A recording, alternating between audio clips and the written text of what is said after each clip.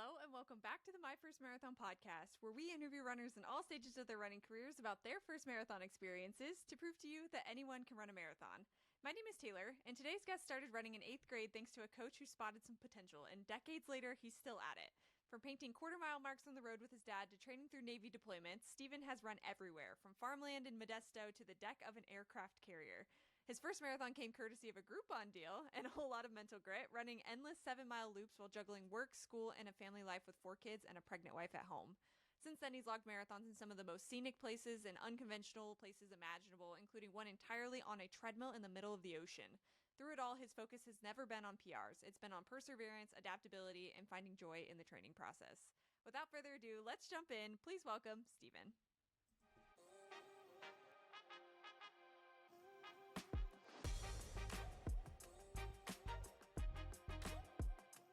Stephen, thank you so much for coming on the show this weekend. Super excited to talk to you. You've got, I think, 27, I read in your form, 27 years of running under your belt, so we've got quite a bit that we can cover today. But first, thanks for coming on. Excited to have you.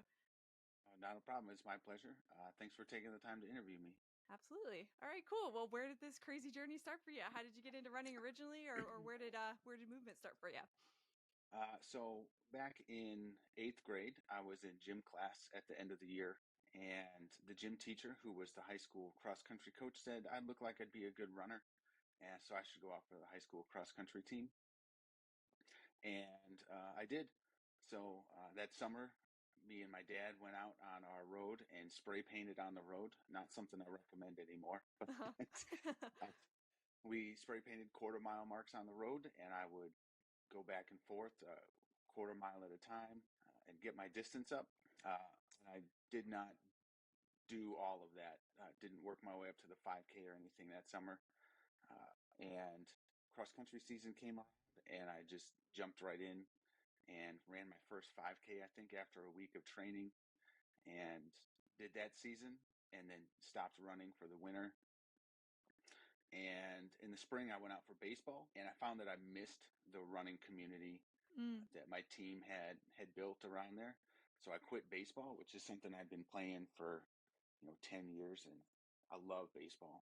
So stopped doing that, joined the track team, and from that point on, I was a runner. I was hooked. Loved running track. Did track and cross country all 4 years of high school. And then when I joined the Navy in 2003, I just kept running from there. So That's awesome. So I guess you said that it was like the running community, or you missed the running something. What was the something there that you think brought you back to running versus continuing on playing with baseball? so I think it was like the two-headed aspect of it in high school, where on the team, like you're competing as a team, but you're also competing by yourself. I'm trying to be the best I can be, the fastest I can be. And then I also want to help my team out. So my team wasn't good by any stretch of the imagination my freshman year. I think there were maybe 6 men on the team total. And then by the time we got to my senior year, I want to say like 15 or 16 runners on there. So we were pretty good, and we had a lot of fun. And that's kind of where I've always been with my running, is if you're having fun and enjoying it, then everything else that you want will come. Absolutely. No, I love that. I think that's such a good foundation for your running, I guess, career. It's like it should be fun. It should be a fun sport. We shouldn't always be killing ourselves and chasing these crazy goals, you know. But yeah, I love that. So where did we kind of progress from there? So you said you joined the Navy and you kind of continued on with running. So how did we progress from there? After high school graduation, I spent that whole summer like everyone else was going to college, and I just did a bunch of races by myself. I was 18, and I did a 10K that I had a funny story about that I told my kids. And I did a relay across the state of Michigan, because that's where I was from at the time. That was a 3-night, 3-day adventure trail race kind of thing. That was fun. And then I think I did I want to say it's like a 4-mile race, but I can't remember exactly. And that was through Hell, Michigan. That was a run through Hell.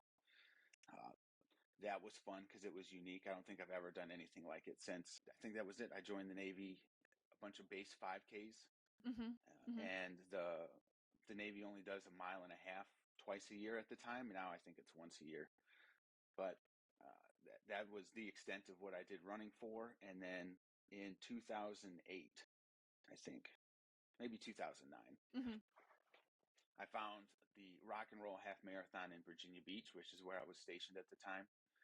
And so that was my first half marathon. And, the way running is, the day after I signed up for that, I ended up pulling a muscle. So I was unable to train for most of it. And then race day came and I was sick. So I ran that as a sick runner, as we do. And stayed away from the distance again for a little while. I don't know why. We left Norfolk and Virginia Beach in 2011 for California. And I made a deployment almost immediately after getting there. Came back from that deployment. My first marathon was 2013. I'm trying to think if I signed up for it and then found out I was going on another deployment, or if I found out and signed up for it as a way to fill the gap between leaving for the deployment. But either way, that's where I got to the first marathon. Is I stumbled across it on Groupon. Oh, okay. So it was a deal. Yeah, and so I got it on discount and ended up running it. And then the whole situation around it was supposed to leave in March and then got rescheduled to leave in January. Mm-hmm. And then something happened with the ship. And so I got rescheduled again to leave in April. And then they said, no, wait, you're going to leave in April for deployment, but you're going to spend 3 weeks on the ship starting in March. So I was like, well, am I going to get this marathon in at all? I don't really know. Right. So, because the marathon, I think I saw the marathon was supposed to be in March, right? That yeah, was when you ran your first marathon. Yeah, it was the last weekend in March 2013. Gotcha. Okay, so I can imagine with all these these deadlines where you think that you're leaving, and then it changes, and you think that you're leaving, and it changes. I imagine that threw off your training quite a bit. Do you remember how you were adjusting training during that time, if you were making adjustments? I was making adjustments because I had no clue what I was doing. I didn't have a coach. They weren't really a thing at the time. Right. It was like a downloadable training plan that I found. I did like 3 or 4 of them, and I combined them all into one plan for myself. Yeah. And I kind of went off of that. And so I was able to adjust, which is something I feel like I'm really good at, adjusting the plans on the fly Mm-hmm. in race kind of things. But the harder part was not adjusting the plan. It's that the base I was stationed on, the perimeter of it was 7 miles end to end. So I had to do all of the training in this little 7-mile loop. Over and over and over. I'm sure that got very monotonous. I guess during that time, like when you were training, where do you remember the tougher runs being? I imagine every single one when you're running the same route over and over again, it's probably pretty mentally tough. But yeah, what were some of the high points of training for your first marathon? What were some of the low points? What do you remember about that experience? I remember there being a lot of working around my wife at the time, and that's not a bad thing because she was pregnant with our 4th kid. Gotcha. And so there was let's squeeze this run in around these doctor's appointments, and just kind of getting up in the morning because I had to be at work at 6:30 in the morning. So trying to fit in longer runs before work, because after work I tried to devote everything to my family and to the schoolwork that I was doing. Trying to fit everything in. The hardest part was getting up in the morning and getting everything done before work. That was when I started flirting with the idea of commuting by foot to work every now and then. So that was fun to figure out how to, have extra clothing items and a shower bag and food and everything at work. So Sure. Yeah. Getting a little creative. I'm sure you had to get a little creative around having 3 kids already and a pregnant wife as well. Just trying to fit in runs wherever you could. Absolutely. And you said you were in California at this time? Yes. So weather wasn't a factor. Weather was pretty good. You didn't have to deal with anything of that nature for your first marathon? No, where we were at, it usually stays pretty dry. It can get windy, but not super windy. Mm-hmm. And I think the most I would have had to deal with is dust or lower air quality, but not anything like running in the rain or the snow or super cold temperatures. So yeah, just getting out the door, really. Yeah. Running in the dark. At least that was one factor you didn't have to deal with on top of all those other things. I guess, do you remember if you peaked out at 20, 21, 22? Where was the longest run on the plane you put together? So I peaked out at right around 18 miles. Okay. I had done all the reading that said like anything after 3 hours isn't worth your time, uh, which not something I always agree with, but this was my first marathon. What did I know? So I stopped at 3 hours and it was like 18 or 19 miles. Yeah. Okay, cool. And I guess that last run, that final run, regardless of the distance, it's always the one that's like it either helps your confidence or it's the one where you're like, okay, I need to think about a few more things before we head to race day. So if you remember, like, what was that a confidence builder for you? How did that last run go? I have zero idea. I do not remember. Yeah, all good. I just remember thinking back on the race itself, and I'm sure we'll touch on it. But in the race, every step after that point was like, all right, this is a new distance. Like, yeah. You're stronger than you were before. You can keep going. So Totally. Yep. Okay, cool. Well, let's fast forward to race day. So race day, how were you feeling at the time? Was nerves, excitement, anxiety? Like, what was it like leading up to the start line? so it was nervous, a little bit of excitement, but more nerves because it's a new distance. I'd never done it. No one I had known or ever talked to had ever done a marathon, so it was completely new to me. In terms of training, I'd never met anyone who trained for a marathon, so just more nervous and excited to be, I guess, that person for other people. Like, oh, that guy's done a marathon. Cool. So Yeah, he can do it. I can do it. Right. exactly. Yeah. Cool. So feeling pretty nervous, and then we get to the start line. We start. I'll let you kind of decide how you want to break up the first half, but maybe start with the first half marathon. If you whatever you remember about that race, how did it start? Um, so it started, so the first marathon was Modesto, and if you know California or the West Coast at all, like Modesto is the worst place in the world to run. Nothing against the city. Sure. It is just so painfully flat, Oh, and okay. there's Gotcha. nothing there. And so I remember um, the first 6 or 7 miles, I was running with a couple of people, and we were just talking about what we were doing. And then they split off into the half marathon runners and the full marathon runners, and everyone went the half marathon way. And I just kind of moseyed my way off to the right, and like I was the only one turning right. So I was like, am I making a wrong turn here? And then you make the right turn, and there's another person like half mile down the road or whatever. And it's March, so like the farmland hasn't fully grown yet. So you can see forever. And the sunrise was there, and like the dew and the mist was all there. But there's no one on the roads, but maybe like the 150, 200 of us marathon runners. And we're spread all out, and it's just farmland. There's nothing to look at. There's no trees. Brutal.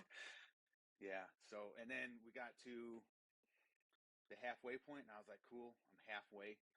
Uh, no clue what I'm doing from here, but we're just going to keep on trucking. And then at 14 and a half or 15 miles, there was a turnaround point.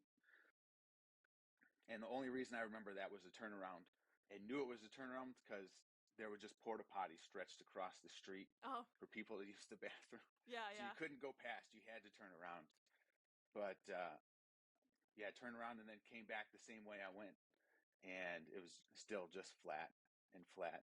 And just, no one passed me, which I thought was good. But looking back on it, like there was no one else running the race either. So yeah. it was just kind of me and my thoughts by myself. There wasn't any large crowds. There's no one on the side of the roads. Just you, like out on a general daily long run, left to your thoughts and devices. And we'll say 20, 21 miles, I think, when I hit the wall. And I was like, man, this is the worst. Started slowing down. Some of the pace groups started passing me. That I struggled for about a 5K there. I remember that, just kind of slowing down, walking, trying to get running again, and my legs were like, no. But like I said, like I was like, every step is a new distance PR for me. Just keep going. That was it. I remember 24, 25. You kind of start to see the city come back into view, and I was like, okay, I can finish this. And then you made a left hand turn, I think, into the final finish shoot, and I saw she's 8.5 months pregnant, my wife, with my 2 daughters and my 1 son at the time, and they're holding their signs, and I think that's what I remember most, was coming around the finish to seeing them. They were proud, cheering me on. Love it. Very cool. I mean, it sounds like it was brutal being alone with your thoughts for that long, and Yeah. especially it being a turnaround. So you not only did you have to see everything that was very monotonous the first time, but you were lucky enough to see it one more time on the way back by. I guess Yeah. I know it was a long time ago, so totally fine if you don't remember. But like, how were you keeping yourself moving forward? Like, what was the motivation for you to keep going when things were really hard and really monotonous, and you were going through it for that race? Well, at the forefront of my mind, I was like, I can't not finish. I paid to do this race. I'm going to finish, even if I'm crawling across the finish line. I had 0 time goal for myself. I was just like, I just need to finish, go out there, do my best, and leave happy. The third part was, like, my wife and kids are there, and she's pregnant, so she can't be out there forever. If I want them at the finish line, I have to get there sooner rather than later. So, like, let's not walk right now. Let's run and kind of try to pick up the pace a little bit. So when it started getting tough, that's what I was doing. I was like, all right, these people are there. They can't be there all day. Let's get there for them so we can move on about our day. Yeah, so we can get home and get some stuff done. Yeah. Well, cool. Well, it sounds like this race was maybe a little bit, I guess, sparse in terms of crowd support. So, did you get to experience like the finish line moment for your first marathon? Do you feel like you really got to have that moment of like, dang, I ran a marathon? Yeah, I did. Like I said, like I think there was a left-hand turn, and there was probably about a 200 to 300 meter long finish line chute. And that had everyone that you wanted there, signs and cowbells and horns Nice. and people calling out your name that you were finishing. And so I got the finish line thing, and I remember running through there, and I have a picture of it somewhere. And this is before social media like really hit the thing, so pictures weren't a huge deal, but I think I have a picture or two that my wife took of me going through that chute, and then post marathon with the signs that my kids had. Very cool. Very cool. Well, sweet. Well, you've crossed the finish line. Usually when you cross the finish line of your first marathon, it's either let's run that thing back or I never want to run a marathon ever again. So I guess if you remember, what category did you fall into? Did it take you a couple days to process? Like, what was the post finish line moment like for you? So the post finish line moment was, all right, I have to get home because I deployed the very next day. Oh my gosh. Wow. And then I knew that, you're supposed to take a couple of days off, but when you're on the ship and there's nothing better to do, it was just like, all right, well, let's do it. And then after a couple of days, I was like, you know what? I can do better than that. Let me try to run that back. And so I didn't intend to run another marathon right away, but I liked the training and everything that went into the marathon more than the race itself. So I was like, all right, well, let's just do the training for the marathon while we're deployed. And then when we get to the end of it, we'll just run the training program again and again until we're done. That didn't happen. I did do the training for a second marathon almost right away. And all that was done on a treadmill because that's what we were stuck to on the ship. So I was jumped straight into running on a treadmill on a ship that was out at sea, and just started training for another marathon. Yeah. Did you have your eyes set on a marathon, or like you said, you were just wanted to do the training, and then when you got back, you were maybe gonna pick one or choose one, something like that? I did not have my eyes set on a marathon. I think my second official marathon was 2016, so several years later. But I did do a marathon on that ship, on that deployment. Oh my gosh! Wow. On a treadmill. So. Wow, that's insane. This is maybe me just not knowing about being on a ship, but does it feel weird to run on a treadmill when you're on a ship? It can be weird at first. It does take a couple of miles to get used to it, and then a couple of days after that for your body to fully adjust. But the nice thing is you don't have to worry about incline because the ship does it for you. Oh, you sure. can't plan for it. That's actually kind of and nice. It's like mimics a road almost, I would think. Yeah. and the up and down goes with it, but then there's the other part where you're going side to side also. So Oh, you got sure. a lot of stability stuff going on, not just am I, ascending or descending, but you're moving side to side on the treadmill, and so a lot more balance required. Yeah, yeah, get some good ankle mobility, I suppose. You can work on that Yeah. that foot strength.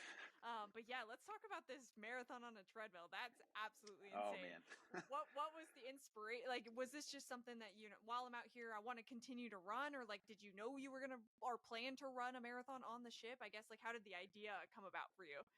I did not plan to run the marathon on the ship. Hmm. I Hmm. did plan to run, uh, and I knew I would run, but like I said, I enjoyed the training for the marathon so much that I was like, I'm just going to keep training for the distance and the mileage, and so that's what I did. And then at one point, I remember like peak week for that training plan, we pulled into port, and there was a challenge that the ship did to see who can be the first person on the ship to 100 miles in the month of July. And I was like, you know what? Like, let's see what I can do. And I doubled peak week up with a cutback week. Mm, And I think I hit 100 miles in like 6 or 7 days. dang, But I did 2 weeks of the training plan all at once. dang, that's crazy. So How was your body taking the mileage at that time? Like you had been running for a really, really long time, but like didn't go through any injuries or anything like that, or like how was your body feeling? I was doing great. You know, we don't have everything that we have nowadays. And especially on a ship, you don't have all of the compression devices, and you don't have food and gels like you would available here to you.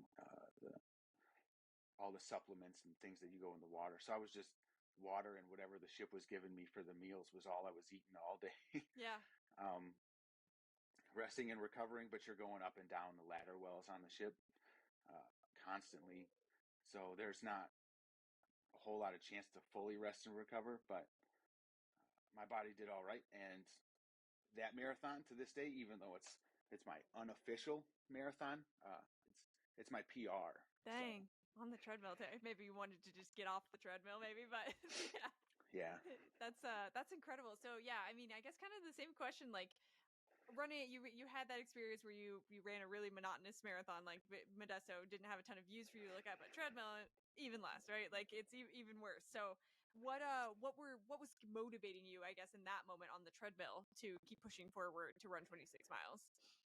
I was watching the movie Prefontaine. Yeah, yeah, It's just a motivating movie for me, and I turned it on, and that got me through the first 2 hours of it. And then I started playing just a bunch of music videos because I was tired. And by that point, I think there's some of the other running friends I had on the ship had started realizing what I was doing, so they were there helping me and supporting me and kind of cheering me on through that last hour or so. that's awesome. So you had some support around you. Very cool. All right, Yeah, sweet. Well, we know that you've ran, I guess, seven marathons since then, right? So that was first two. yeah. Let me see here. There was LA in 2016, and then Seattle and Big Sur 21, 22. And then I ran Flying Pig this past spring. And then I did two more on the ship or while deployed. Dang. Might have been three. But so two of those, I was stuck in a hotel room, quarantined during COVID, Mm, at mid deployment and then pre deployment. And that would have been 2020, both of them. And then the third one I did doing laps on the flight deck of the aircraft carrier I was deployed on. And that was mm, on Christmas Day in 2020, I think. dang. Dang. So So you've had a lot of that very one had some unique. good views. Yeah, for sure. No, you've had a lot of really unique marathon experiences. I guess like pretty broadly. We'll talk about a couple of these specific races too, but like what brings you back to the marathon distance? What do you like about that distance so much? The training. I hate the race itself, but Yeah. the training is just like there's nothing like it. Like you're going out there, and maybe you're running with people, or sometimes you're not, and you're just kind of pushing yourself, and you're proving to yourself that you can do it, and you can do it better than last time. And even if the race itself or the run itself isn't the greatest run, like you can still find something positive in there that's like all right, maybe this wasn't my best 15-mile run, but I did it better than the last time I did this training plan, or the last time I did a 15-mile run. I was able to, I ended up feeling better, even if the time wasn't as fast. I feel better, I fuel better. I know the phrase, there's not always a good run, but there's something good about every run, or however you want to say it. And that's kind of the mentality I took to the training. Yeah, very cool. So out of those marathons that you've ran since that first treadmill run, which one's the most memorable for you? Like, which one do you feel like meant the most to you, or you had the most, or the best experience, worst experience? Like, which one stands out to you, I guess, out of those few? Seattle, well, LA was fun. And that's because I used to tell people I participated in the 2016 Olympic marathon trials. And that's because that race, the expo was at the finish line of the race. So we were able to watch Shalane Flanagan and Kara Goucher finish and become the U.S. team for that race. And so it was cool to kind of see those people that I had been watching on TV. You see them live and in person, and you're like, okay, they're the same size as I am. They're just much faster than me. Yeah. And got to, show that to my kids, and so that was fun. And the expo itself. Seattle was exciting because that was like a big family trip that we did. We spent the whole week in Seattle leading up to it. And then the marathon itself, not the most memorable marathon, but I enjoyed it. It was a lot of fun, and it was your typical Seattle marathon. It was rainy and kind of gloomy and overcast. Yeah. Big Sur was the one I never intended to do. That might be one of the more memorable ones in terms of views, because it's advertised as like the world's most beautiful marathon, and it 110% is just absolutely stunning course. Yeah. And the views are amazing. As much as the crowd can be on the course, because most of it's locked down, the crowd support there was incredible. I remember getting like a strawberry that was the size of my hand, like mile 15 or 16. Yeah. And it was the best strawberry I'd ever had. Yeah. So Big Sur, and I think that was the first time I'd ever seen people offer like shots of alcohol on course. Sure. So that was fun. Cincinnati this past fall, I was supposed to do with my brother. He ended up downgrading to the half because he had gotten hurt in his training. But it was his first half marathon, so it was still kind of special in that regard. And it's the most fresh one, so that's probably the one that's most memorable right now. Yeah. Very cool. I guess throughout all of these experiences, especially because the training is what you said a couple times, is like that's really what motivates you, is the training, and then the race is just like the race.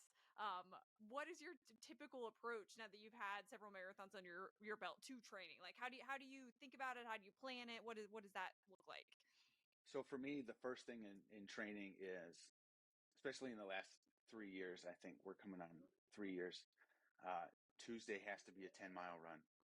So that everything else is kind of built around that. And so Monday is usually a lighter day. Wednesday is usually a lighter day. I was doing Thursdays as rest days for the last marathon. And then Fridays would be speed. And then Saturday would be something a little slower. And then Sunday would be long. Initially, it would be Saturday was the long run.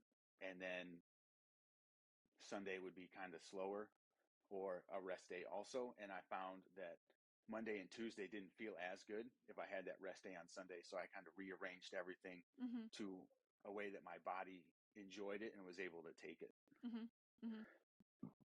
Okay, cool.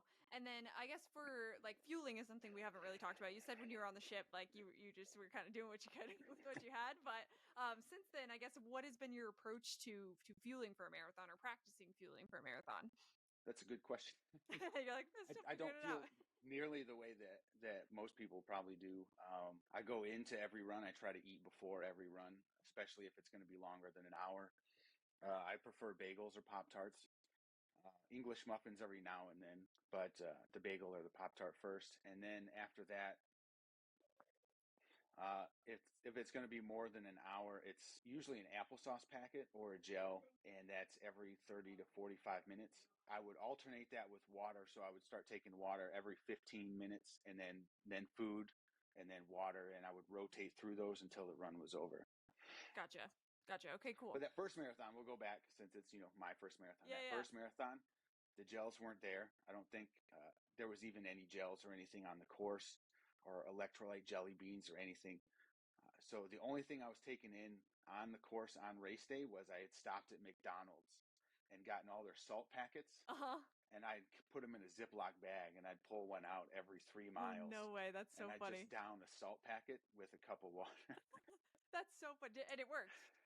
I got through the end of it. Yeah, I survived. Yeah. That's so funny. Is there any other, I guess, I don't know, little creative things that you've been able to pick up over the years that you feel like works pretty well for you like that? So for Seattle, I tried Skittles with Halloween candy.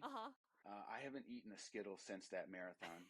So I don't know if I would recommend candy for a race. Yeah. I know a lot of people do like the what is it? The gummy clusters. The nerds getting gummy clusters.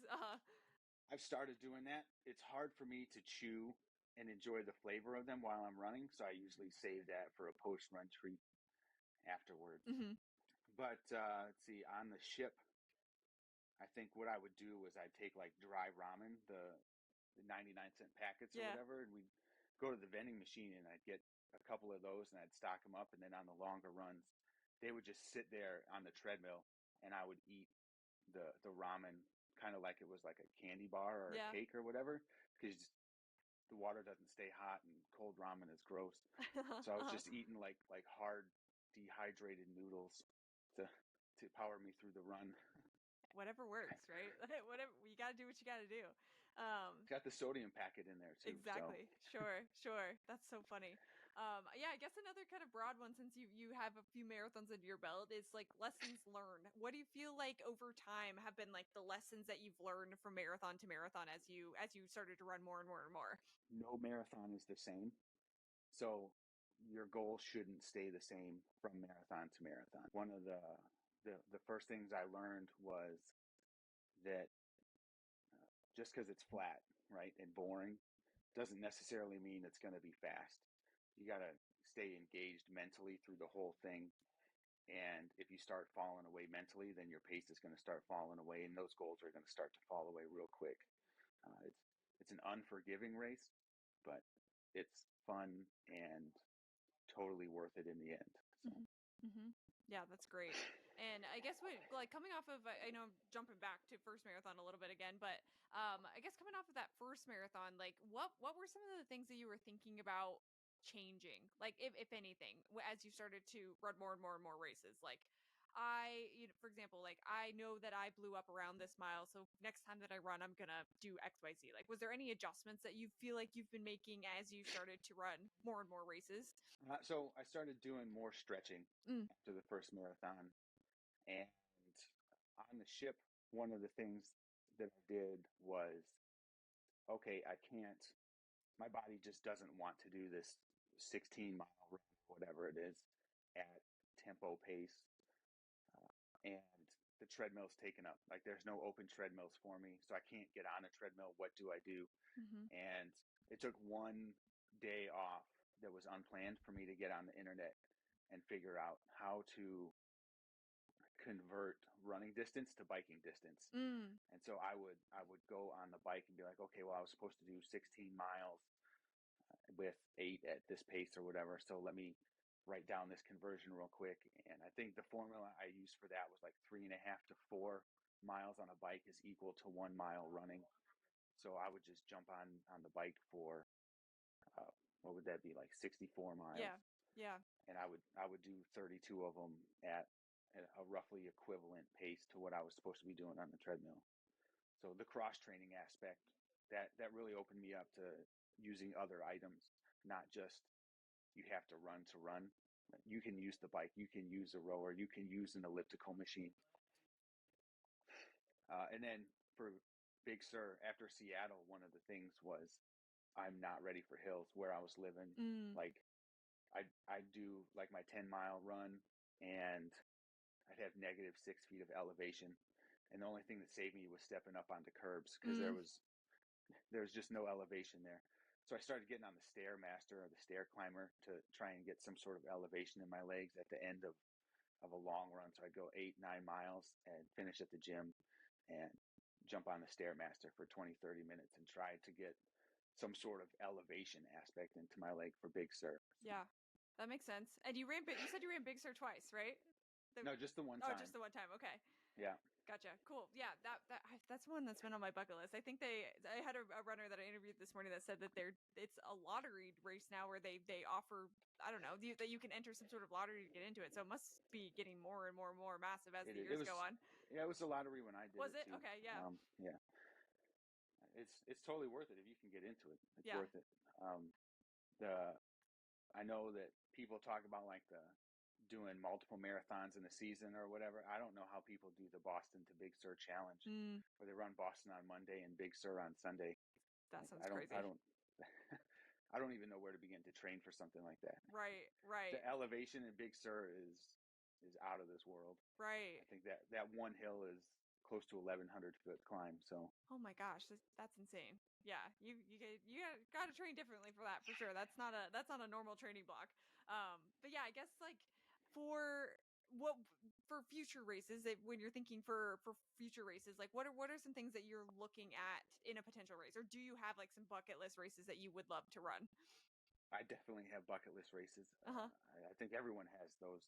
I don't really look at the things in terms of are the races like, oh, do they have this? Because I know that I'm not going to qualify for Boston with my times. I'm not the fastest person. I'm not the slowest person, but my time is nowhere near a Boston qualifying time. And in 20 years, when the time changes up again, it'll probably still be where it's at, and I won't be any closer. So I'm not looking at courses for Boston qualifying times. I didn't look at Flying Pig because it had bacon at mile 16. I was just looking to do a fun race, and my brother was there, so I was going to have family around me, and that's kind of what I'm looking for in any sort of race is, can I have fun? Because if those goals start to slip away and you have to shift away from achieving a PR, well, then at least have fun while you're running. And is this a race I can have fun at? So that's usually what I'm looking for. Definitely. Yeah. And you got the bacon, I would hope. I did have bacon. Yeah. Yeah. I mean, salt, right? Like it's all you need. Well, I mean, you can't do a race called the Flying Pig and then they offer you bacon on the course and say no. You can't turn that down. Yeah, no, that would be ridiculous. Exactly. That's so fun though. I had to pull up your Instagram because I wanted to make sure I had it right. But you are a running coach as well, and your bio you say that you're a running coach for everyday athletes. You want to talk a little bit about that and what that means to you? That just means that like I am gonna coach you because you want to run, not because if you want to qualify for Boston, cool. If you want to run all 6 world majors and run elite times, cool. Like I'll work with you. But if you're gonna sit there and you know that you're never gonna be a Boston qualifier, like I'm still gonna work with you. I just want to help you discover the love of running that I discovered almost 30 years ago now. So yeah, I love that. What like inspired you to get into coaching? That like wanting to help people. I loved running so much, and I had like I know I have all the knowledge for it, and everyone in the Navy's like, well, you may know how to do it, but are you qualified to do it? Are you certified? So I was like, you know what, I'll just get certified, and I did that, and they gave me kind of the backing to stand up and say, look, I know what I'm talking about, and I may not be someone that's coaching pro athletes, but I'm going to coach you, and I'm going to coach you from the experience and the knowledge that I have firsthand. I've done almost anything and everything outside of an ultra marathon. I've run in deserts, and I've run in the woods, and I've run mountains, and I've run city streets. I've run big city streets. It's all small city streets, 5Ks, 10Ks, the half marathon. I've done a 14K, snow, the summer. I ran in Australia last year. Very cool. 6 continents, something like 65 different countries. So I've run around the world. I've experienced everything not everything that the world has to offer, but I've experienced just about everything the world can offer a runner. And I know what's worked for me. And if it doesn't work for you, then I'll sit here and work with you on how to, figure out what works for you in that same situation. Totally. 65 countries. How many did you say? How many countries did you say you're 65, in? yeah. Wow. Okay. So is that a lot of like 5Ks, 10Ks that you've been able to do, or just running in general in all of these different Just places? running in general, Yeah. Very cool. Sometimes it's just like you're at the airport for a couple hours, and I'm like, well, I haven't been here ever before. So let me just pull on some shoes and some shorts and go run up and down the runway, or as close to it as they'll let me, for a mile or two, and get out of the way. When I was in Diego Garcia, I think a 5K race was 2 laps around the island. So yeah, very cool. Where's your favorite place that you've ran? that's tough. I think every place is unique, and I know that's a cheap answer and it's a throwaway answer, so everyone is happy. But like I just love to run. Mm-hmm. I don't care if I'm in the woods. I don't care if I'm in a city or a group of people or by myself. If I'm at night, early morning, in the sun, on the beach, in the mountains. I don't care if I'm on a treadmill in the middle of the ocean. Like, I just love to run. Yeah. And it's it's part of who I am, I guess, at this point. Totally. So, Yeah. I always love to ask, like, especially for somebody who's ran a few marathons and then you having a coaching background as well, like, if you could offer a piece of advice to somebody who's either training for their first marathon right now, about to run their first marathon, kind of going through the experience for the first time, what advice do you think you'd offer someone like that? don't set a time goal. You're the only goal you should have, in my opinion, for the marathon is to know that you can do it and finish. And if a time comes, awesome. And if it doesn't, that's fine, because you just ran the marathon for the first time. And so you set the bar, and now you have something to reach for, to get over and push for next time. But you don't know how the marathon is going to affect you as a body or mentally until you're there in the ditch doing the work. And so, maybe all that speed works for you and you get a great time. Awesome. And maybe it doesn't work for you and your body crashes out at mile 23, and it doesn't matter because your goal was to just finish the marathon. So Love that. Yeah. I've said it a million times, but your first marathon's your PR, no matter what, right? Like, exactly. you don't need to put a time goal on it. That's your best marathon, is your first marathon. So take the pressure off for sure. And since I'll throw this on there, my first marathon, if you do the internet search, so everyone has their PR versus PB, debate, or does it count if it's a Strava PR or whatever? Mm-hmm. I have an internet PR and a personal PR, because if you do an internet search, that first marathon will still be my PR, Mm-hmm. because my full actual marathon PR happened on a treadmill, and it's not on Strava, and it's not on Nike or Runkeeper or any of the run apps. So yeah, so you can have your own goals as well. Yeah. exactly. Love that. Very cool. Well, let's talk about some fun stuff. So Okay. fuel and shoes is how we usually like to wrap up the show and kind of see where what you've liked over the years. I always give the disclaimer that fuel and shoes are your own journey. Try everything and anything when it comes to fuel and find what's best for you. Same thing with shoes. You can go to your local run store, get your feet measured, find something that works best for you. But for you, over the years, what have you liked for fuel options? I think you kind of mentioned a few of them, but So like I said, before the run, bagels, English muffins, Pop-Tarts. During the run, it kind of depends on what I have available. Sometimes I have gels, and I'm pretty forgetful, so I don't always have gels, so I'll forget. But lately, I've been taking, on the longer runs, all the carbs are coming in liquid form. So SIS and Noon are how I'm doing everything with the water that way. And I don't usually consume a whole lot. And if I do, it's through applesauce packets, because they're cheap and it's fun. And people are always kind of amazed when you say, "Oh, I just had applesauce while I was running." And they're like, "What? Why?" yeah. Well, how does that work? Yeah. the go-go squeeze. Those are the best. Exactly. Yeah, with the electrolyte flavor added in. So. Very cool. Love it. And then shoes. What have you liked for shoes over time? Oh man, that's a loaded question. When I started running, I was running in Adidas and Asics, and then at Navy boot camp they issue you New Balance. So I stayed away from New Balance for a long time after that. Kind of stuck with the Asics, Brooks for a little while. Brooks got me through. I think that's what I wore for my first marathon was Brooks. Mm-hmm. Started stretching out a little bit, and I've moved into some Saucony shoes. That's what I've been preferring over the last few years, but I've started kind of going back and rediscovering New Balance.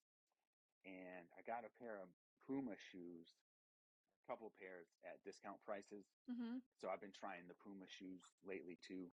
Very cool. So you've tried quite the variety of shoes. It's like new. You said New Balance is kind of where you've been more recently.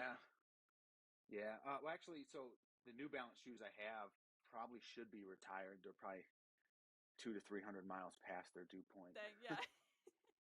I just moved back from California to Virginia. Gotcha. So I was stuck with like 4 or 5 pairs of shoes since November of last year up until the end of August, like right around Labor Day. So those 5 or 6 pairs of shoes are what got me through all of the spring marathon training cycle. And so they're all probably dead on the inside, but I just can't throw them away. So yeah. I hold on to shoes for way too long, so I got like a shoe graveyard I got to get rid of at some point, but it's so hard, especially when you feel like there's a little bit of life left in them, or you feel like it's maybe not the best time to buy new shoes. It's tough. I think I'm just waiting to find like one of those donation bins for shoes. Yeah. I know you have some of those that are like extend the life of your shoes, yeah. donate your shoes to someone else. I'm just waiting to see one of those pop up. There you go. Perfect. Well, bonus question, if you're an audio listener, Steven's got like a whole rack of medals behind him. Do you have a favorite medal that you've gotten over the years? Oh man, there's a lot of good ones. I think some of my favorite ones I got last year were the Disneyland challenge. You did the Dopey challenge or whatever it's called. No, it was the 10K half marathon challenge at cool. Disneyland last Halloween. So that one was fun. But I think this one right here, the Joshua Tree half marathon. Yeah. That one glows in the dark. Ooh, that's that cool. One's pretty cool. That's cool. So those, I think the more unique ones, but the Disney ones are definitely some of the cooler ones right now. I think that I favor. Very cool. Sweet. Well, yeah, I think to wrap us up here, I always like to ask when I have somebody on the show who's trained through multiple marathons while like having balancing life, right? Like you've got 4 kids, you've got a wife. 5 kids. 5 kids now. And yeah, so you've got your hands full. I guess what is some advice that you might offer another running dad who's got their hands full? They're trying to make it work for themselves, but also trying to show up for their kids. Like, what's worked for you? What's some advice that you have for somebody like that? The same thing I preach everyone. Just be adaptable. You won't always be able to get that run in the morning or during whenever you like to run. So you might have to work your schedule around what your kids are doing or what your wife is doing. And then the other thing I don't get to anymore, I miss it sometimes. I never tell my kids this, so hopefully they don't listen. But I do miss the jogging stroller. Those were some fun times. And even though they were young and they couldn't talk, just kind of getting to share the road with them a little bit, share the passion with them. Find ways to share what you're passionate about with your kids and your family. And, even if they don't follow in your footsteps and they don't run or whatever, that at least they know like, hey, this is why dad's out here. It's peaceful. He gets to see, deer on the side of the road or, just this is what he's out here doing. He's not just out here to be away from me. He's out here for him. So yeah, just setting a good example. Yeah. Well, it worked for one kid. So you have a runner? He's in high school. He's doing pretty well. Nice. In his high school cross country stuff. And then the other one wants to play baseball. He doesn't want to run. So we're going to get him signed up for baseball in the spring now that we're here in Virginia, not in California. And then the third one, the youngest one, who I should point out was born 2 weeks before LA in 2016. Dang, yeah. So my wife did that marathon with a C-section, like staples and everything in. So she's the trooper Shout here. out. Yeah, shout out to your wife. That's incredible. And we did the whole expo with him as a 2-week-old, like in a stroller and on our back or on our chest. Dang. And so, but he's like, I don't want to run at all. I don't want to be an athlete. I just want to draw. And Hey. and he's a good artist. Yeah. I keep some of his artwork on my desk at work. So Love that. Well, at least he's got something he's passionate about. I'm sure that he can attribute that. Maybe he wouldn't admit it yet, but a little bit of that to Dad for having a passion and just showing that it's okay to be passionate about something and to go for something. I think that's very exactly. cool. Let them figure that out on their own. But Totally. hey, this is what Dad does, and this is why. Totally. Since you mentioned it, like how important has it been for your running journey to have a supportive partner? Incredibly important. I don't think I would have done that first marathon without her, because I was like, hey, like we've talked about this, and not something that was serious on the mind at the time, but I found this marathon on Groupon. Do you want to do a trip? Hey, do you want to do a family trip to Seattle over Thanksgiving and give up all your traditions so I can go run a marathon? Big Sur was over her 40th birthday weekend, so she'll never let me live that down. But she got to, not she got to, but I got to go run a marathon because she wanted to spend her 40th birthday supporting me in that endeavor. Incredible. And I will say that the marathons that I did in the hotel rooms doing laps, like she was there. We video chatted through most of them. Incredibly supportive, and would not be 100% would not be the runner I am today without her. So yeah, I think it's like I always like to say nobody runs the marathon alone. I just did an episode on Taper pretty recently where I was talking about like this is the time before your marathon to thank the people that got you to the marathon, because it's very rarely yourself. It's you're the one doing the actual physical work, but there's so many people around you that I'm sure had some sort of contribution to you getting to race day. So it's huge to have a good community around you for sure. She's also the one that reminds me to take rest days. So very important, needed, it sounds like. I love that. Very cool. Well, thank you for walking us through. I know we talked about your first marathon story and got to kind of touch on some of your experience throughout your running journey. I think there was a lot of really awesome advice in here, so appreciate you kind of walking through some of that journey. I know you're coming off flying peg pretty recently, but anything you've got your eyes on right now? Anything you're thinking about training? And I also know you just moved, but yeah, what's coming up next? So no marathons on the horizon yet. My oldest son is a senior in high school, so all that stuff takes precedence over training for any marathon right now. Yeah. But I do have a 10K coming up at the end of October. And I'm pacing a half marathon in Norfolk at the end of November. Awesome. And then we're doing year 2 of our new annual tradition of a 10K turkey trot here in Virginia Beach, me and my son. That's Thanksgiving Day. And then a 5-mile beach run in Virginia Beach, Santa themed, in December. And that's about everything I have planned right now. Cool. Well, thank you so much again for coming on and walking us through some of your stories. Really appreciate it. It was awesome having you. Not a problem. Thank you for having me. Of course. Thanks for tuning in to another episode of the My First Marathon podcast. For more stories, tips, and resources, head to myfirstmarathonpodcast.com. And if you want access to bonus episodes, exclusive resources, and extra support for your training, make sure you check out the community at myfirstmarathonpodcast.com/exclusives. You can also follow along with us on socials, Instagram and TikTok. That's at myfirstmarathonpod. If you want to follow along with my personal journey, that's at tay.says. Whether you're training, recovering, or just thinking about signing up, you belong here. I'm so excited that you're here, and we'll see you on the next one.